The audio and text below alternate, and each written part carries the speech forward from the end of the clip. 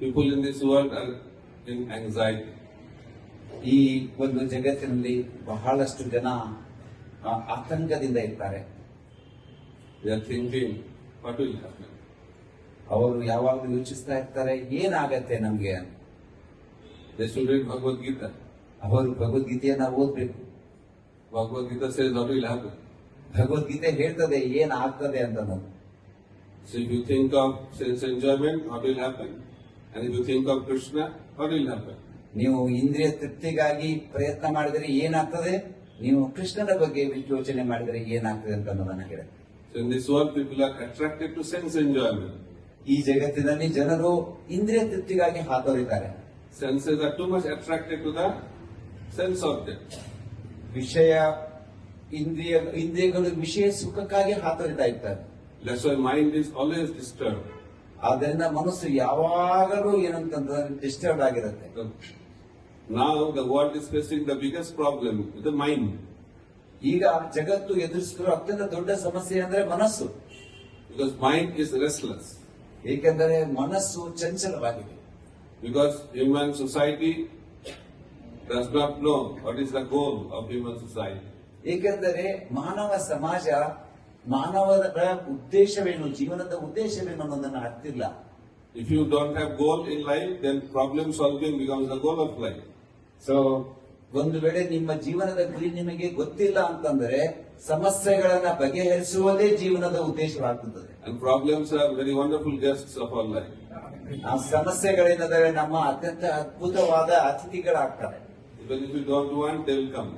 ನೀವು ಬರಬಾರದು ಅಂತಂದ್ರೂ ಅತಿಥಿಗಳು ಬಂದೇ ಬರ್ತಾರೆ. Right? So wonderful. ಸೊ ಇದು ಅದ್ಭುತವಾಗಿದೆ ಅಲ್ವಾ? And you solve one problem, then another problem quickly follows. So ನೀವು ಒಂದು ಸಮಸ್ಯೆಯನ್ನ ಬಗೆಹರಿಸಿದರೆ ಇನ್ನೊಂದು ಸಮಸ್ಯೆ ಬಹಳ ಬೇಗನೆ ಬಂದ್ಬಿಡತ್ತೆ.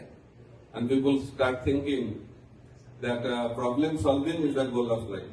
ಸೊ ಜನ ವಿಚಾರ ಮಾಡ್ತಾರೆ ಸಮಸ್ಯೆಗಳನ್ನ ಬಗೆಹರಿಸುವುದೇ ಜೀವನದ ಗುರಿ ಅಂತ. And we have become so attached to problems. If there is no problem for some time, people become restless. So ನಾವು ಇಷ್ಟೊಂದು ಸಮಸ್ಯೆಗಳೊಂದಿಗೆ ಹೊಂದಿಕೊಂಡಿರ್ತೇವೆ ಅಂತಂದ್ರೆ ಒಂದ್ ವೇಳೆ ಸಮಸ್ಯೆಗಳೇ ಇಟ್ಟಿದ್ರೆ ನಾವು ಚಂಚಲರಾಗ್ಬಿಡ್ತೇವೆ. People think that something is wrong. There is no problem in life. ಏನಾದರೂ ಸಮಸ್ಯೆ ಇರ್ಲೇಬೇಕು, ಇಲ್ಲದ್ರೆ ತೊಂದರೆ ಇದೆ. So mind is in anxiety. So ಮನಸ್ಸು ಆತಂಕದಲ್ಲಿರ್ತದೆ ಯಾವಾಗ. It is called chinta. ಅದಕ್ಕೆ ಚಿಂತ ಅಂತ ಕರೀತಾರೆ. And at the end of our life, we enter into chitta, funeral pyre. So ನಮ್ಮ ಒಂದು ಜೀವಿತದ ಕೊನೆಯ ಅವಧಿಗೆ ನಾವು ಚಿತ್ತ ಅಂತಂದ್ರೆ ಚಿತೆಗೆ ನಾವು ಹೋಗ್ತೇವೆ. There is a journey. ಅದು ನಮ್ಮ ಒಂದು ಪ್ರಯಾಣ. As long as soul is there in the body, the living body goes through anxiety, and at the end of the life, the dead body goes to the funeral pyre. ಎಲ್ಲಿಯವರೆಗೆ ಈ ಶರೀರದಲ್ಲಿ ಆತ್ಮ ಇರ್ತದೆ ಅಲ್ಲಿವರೆಗೆ ಆತಂಕವನ್ನ ಎದುರಿಸ್ತಾ ಇದೆ. ಯಾವಾಗ ಆತ್ಮ ಇಲ್ಲಿಂದ ಹೊರಟು ಹೋಗ್ತದೆ ಈ ಶರೀರ ಏನಿದೆ ಚಿತೆಗೆ ಅಂದ್ರೆ ಬೆಂಕಿಗೆ ಹೋಗುತ್ತೆ. From chinta to chitta. ಚಿಂತೆಯಿಂದ ಚಿತೆಗೆ. That is a journey. ಇದು ನಮ್ಮ ಪ್ರಯಾಣ. Right? So then people think too much anxiety, better to give up the body. Then I'll be free from anxiety. So ಜನರು ಬಹಳಷ್ಟು ಆತಂಕದಲ್ಲಿರ್ತಾರೆ, ಯೋಚನೆ ಮಾಡ್ತಾರೆ ಈ ಆತಂಕದಿಂದ ಹೊರಗಡೆ ಬರೋದಕ್ಕೆ ನಾನು ನನ್ನ ಈ ಶರೀರವನ್ನೇ ಬಿಟ್ಟು ಬಿಡ್ತೇನೆ, ಅದೇ ಒಂದು ಉಪಾಯ ಎನ್ನುವುದನ್ನ ತಿಳಿದುಕೊಳ್ತಾರೆ. But they don't know after giving up this body, they have to take another body.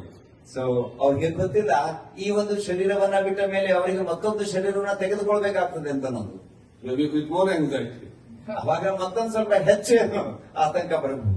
Ending the body is not the solution to end the anxiety. So ಶರೀರವನ್ನ ಬಿಡುವುದು ಆತಂಕದ ಕೊನೆ ಅಲ್ಲ. That's why we have to change the mind. ಅದಕ್ಕಾಗಿ ನಾವು ನಮ್ಮ ಮನಸ್ಸನ್ನು ಬದಲಾಯಿಸಬೇಕಾಗಿದೆ. Changing body is not going to help us. We have to change our mind. ನಾವು ಈ ನಮ್ಮ ಶರೀರವನ್ನ ಬದಲಾಯಿಸುವುದು ನಮಗೆ ಸಹಾಯ ಮಾಡೋದಿಲ್ಲ, ಆದರೆ ನಮ್ಮ ಮನಸ್ಸನ್ನ ಬದಲಾಯಿಸುವುದು ಅವಶ್ಯಕತೆ ಇದೆ. That is called consciousness. ಅದಕ್ಕೆ ಪ್ರಜ್ಞೆ ಅಂತ ಕರೀತಾರೆ. That's why Prabhupada has wonderfully given the name International Society for Krishna Consciousness. ಆದ್ದರಿಂದ ಪ್ರಭುಪಾದವರು ಈ ಒಂದು ಸುಂದರವಾದ ಹೆಸರಿಟ್ಟಿದ್ದಾರೆ, ಇದು ಅಂತಾರಾಷ್ಟ್ರೀಯ ಕೃಷ್ಣ ಪ್ರಜ್ಞಾ ಸಂಘ. So now the conditioned mind thinks of what? Sense enjoyment. So ಆದ್ದರಿಂದ ಈ ಬದ್ಧ ಮನಸ್ಸು ಏನ್ ವಿಚಾರ ಮಾಡ್ತದೆ? ಯಾವಾಗ್ಲೂ ಇಂದ್ರಿಯ ತೃಪ್ತಿಯ ಬಗ್ಗೆ ವಿಚಾರ ಮಾಡ್ತದೆ. Krishna says, "Dhayate viswayan punsa, sangaste supajayate, sangat sanjayate kamo, kamat pradabhijayate, pradat bhavati sammoha, sammoha siddhi viprama, siddhi vangshat buddhi nashat pranasati." This is the result of thinking of sense object. So ಧ್ಯಾಯತೋ ವಿಷಯ ಪುಂಸ ಸಂಘರ್ಷ ಜಾಯತೆ. So ಇದೇನು ಅಂತಂದ್ರೆ ಕೊನೆಗೆ ನಮ್ಮನ್ನ ಸಂಕಷ್ಟದಲ್ಲಿ ಸಿಗ್ತದೆ. ಇದು I'll explain that. Yes. So, if we think of sense objects, then what will happen? Krishna says, Pranasati. So Krishna ಏನ್ ಹೇಳ್ತಾ ಇದ್ದಾನೆ? ನೀವು ಇಂದ್ರಿಯ ತೃಪ್ತಿಯ ವಿಷಯಗಳ ಬಗ್ಗೆ ಯೋಚನೆ ಮಾಡಿದ್ರೆ ಏನಾಗ್ತದೆ? ಪ್ರಣಶ್ಯತಿ. So, Pranasati means what? ಪ್ರಣಶ್ಯತಿ ಅಂದ್ರೆ ಏನು? That we will not get any human form of body. ಅಂದ್ರೆ ನಮಗೆ ಮತ್ತೆ ಈ ಮಾನವ ಶರೀರ ಸಿಗುವುದಿಲ್ಲ. You will enter into the lower species of body. ನೀವು ಅತ್ಯಂತ ನೀಚ ಒಂದು ಶರೀರಗಳಲ್ಲಿ ಹೋಗ್ತೀರಾ. So, demotion. ಡಿಮೋಷನ್ ಅಂತಂದ್ರೆ ಕೆಳಗಡೆ ಹೋಗೋದು. We like demotion? ನೀವು ಡಿಮೋಷನ್ ಹೊಂದೋದಕ್ಕೆ ಇಚ್ಛೆ ಪಡ್ತೀರಾ? We want promotion. ಇಲ್ಲ, ನಮ್ಗೆ ಪ್ರಮೋಷನ್ ಬೇಕು. So much politics to get promotion. ಇಷ್ಟೊಂದು ರಾಜಕೀಯ ಪ್ರಮೋಷನ್ ಪಡೆಯೋದಕ್ಕೆ. Because going up is difficult, falling down is very easy. ಯಾಕಂತಂದ್ರೆ ಮೇಲೆ ಹೋಗೋದು ಕಷ್ಟ, ಕೆಳಗಡೆ ಬೀಳೋದು ತುಂಬಾ easy. So that's why Krishna says, don't think of sense enjoyment. ಆದ್ದರಿಂದ ಕೃಷ್ಣ ಹೇಳ್ತಾನೆ, ಇಂದ್ರಿಯ ತೃಪ್ತಿಗಾಗಿ ವಿಚಾರ ಮಾಡಬೇಡಿ, You should think of me. ನೀವು ನನ್ನ ಬಗ್ಗೆ ವಿಚಾರ ಮಾಡಿ. Krishna says. ಕೃಷ್ಣ ಹೇಳ್ತಾನೆ. So now journey is thinking of sense enjoyment to thinking of Krishna. ಈಗ ಉದ್ದೇಶ ಏನಂತಂದ್ರೆ ಕೃಷ್ಣನ ಬಗ್ಗೆ ವಿಚಾರ ಮಾಡೋದು ಅಥವಾ ಇಂದ್ರಿಯ ತೃಪ್ತಿಯ ಬಗ್ಗೆ ವಿಚಾರ. ಇದು ನಮ್ಮ ಪ್ರಯಾಣ. That is the journey. ಇದು ನಮ್ಮ ಪ್ರಯಾಣ. Sometimes people also don't understand what is the goal of spiritual life. So ಬಹಳಷ್ಟು ಜನ ಅರ್ಥ ಮಾಡ್ಕೊಳ್ಳೋದಿಲ್ಲ ಆಧ್ಯಾತ್ಮಿಕ ಜೀವನದ ಗುರಿ ಏನು. In the material world, they don't know what is the goal of material life. But many people come to spiritual life, they also don't know what is the goal of spiritual life. So ಭೌತಿಕ ಜಗತ್ತಿನಲ್ಲಿ ಬಹಳಷ್ಟು ಜನರು ಅವ್ರಿಗೆ ತಮ್ಮ ಜೀವನದ ಗುರಿ ಏನು ಅನ್ನೋದು ಗೊತ್ತಿಲ್ಲ. ಯಾವಾಗ ಅವರು ಆಧ್ಯಾತ್ಮಿಕ ಜೀವನದಲ್ಲಿ ಬರ್ತಾರೆ, ಅಲ್ಲಿನೂ ಕೂಡ ಗೊತ್ತಿಲ್ಲ ಅವರಿಗೆ ಜೀವನದ ಗುರಿ ಏನು ಅಂತ. They take diksha also. ಅವರು ಇನಿಷಿಯೇಷನ್ ಕೂಡ ತಗೊಳ್ತಾರೆ. And they think that is the perfection of life. I have attained perfection. Why? I got diksha. So ಅವ್ರು ತಿಳ್ಕೊತಾರೆ, ದೀಕ್ಷೆ ತೆಗೆದುಕೊಂಡ ಮೇಲೆ ನನ್ನ ಜೀವನ ಪರಿಪೂರ್ಣ ಆಯ್ತು. ಯಾಕೆ ಅಂತಂದ್ರೆ ನಾನು ದೀಕ್ಷೆ ತಗೊಂಡ್ಬಿಟ್ಟಿದ್ದೀನಿ, ಮುಗಿದಿತ್ತು. They don't also understand what is diksha. ಅವ್ರಿಗೆ ಗೊತ್ತಿಲ್ಲ ದೀಕ್ಷಾ ಅಂದ್ರೆ ಏನು ಅಂತ. So what is the meaning of diksha? ದೀಕ್ಷಾದ ಅರ್ಥ ಏನು? Diksha means changing of the heart. ದೀಕ್ಷಾ ಅಂತಂದ್ರೆ ಹೃದಯದ ಬದಲಾವಣೆ. When Krishna appears in the heart, then that is the meaning of diksha. ಯಾವಾಗ ಕೃಷ್ಣ ಹೃದಯದಲ್ಲಿ ಪ್ರಕಟವಾಗ್ತಾನೆ, ಆಗ ಅದರ ಅರ್ಥ ದೀಕ್ಷೆ.